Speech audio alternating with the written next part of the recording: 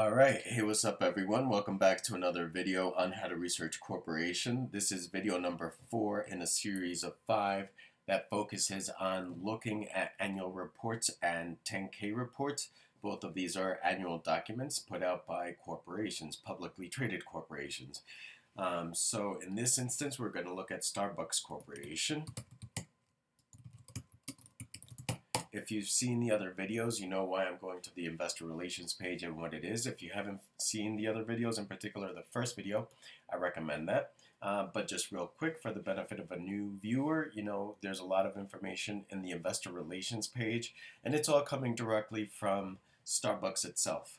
Starbucks management, Starbucks staff, Starbucks directors and CEOs, okay? So here in this instance, we're looking for the annual report. And because I've been to the website a couple of times and know my way around a little bit, I know that if I click on or hover over financial data, there it is, annual reports, click on that. So we're looking for fiscal year 2022 annual report. Bam, right there at our disposal.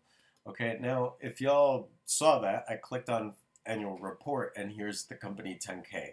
So I was this many years old when I learned that corporations combine the two or are starting to combine them more often. I don't know if I just missed the memo on this or what happened, but either way, here we are, annual report in 10K report form.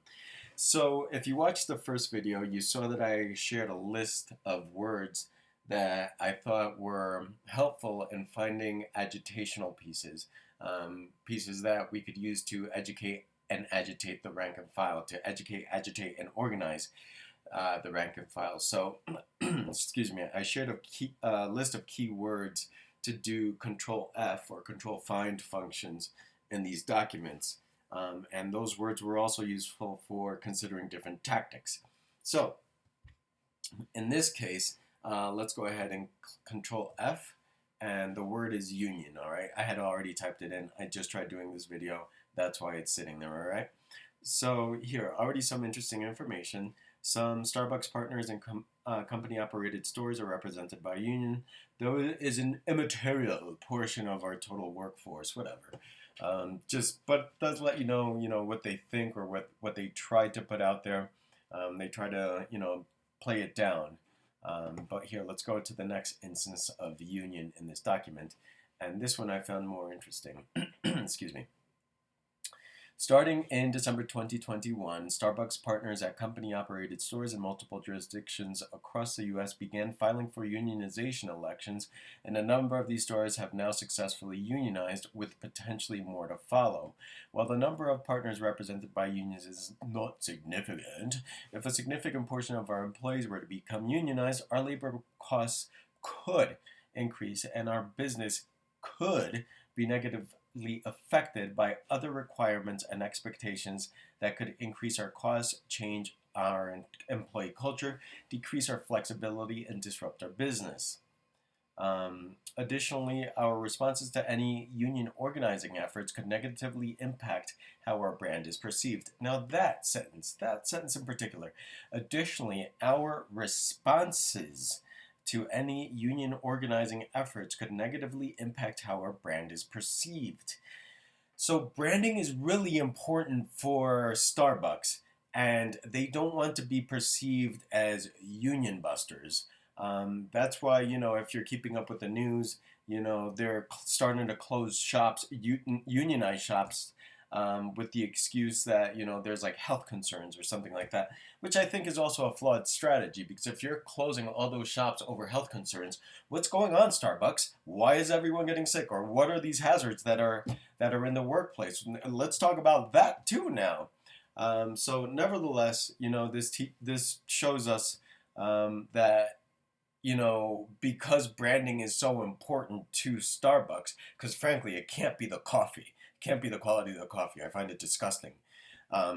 Because branding is so important. People need to walk in and feel like they did a social good by, buying a 20-ounce venti latte, whatever. I don't know. I don't go to Starbucks. I think the coffee's gross.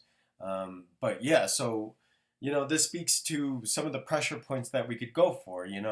A company's branding, a company's image.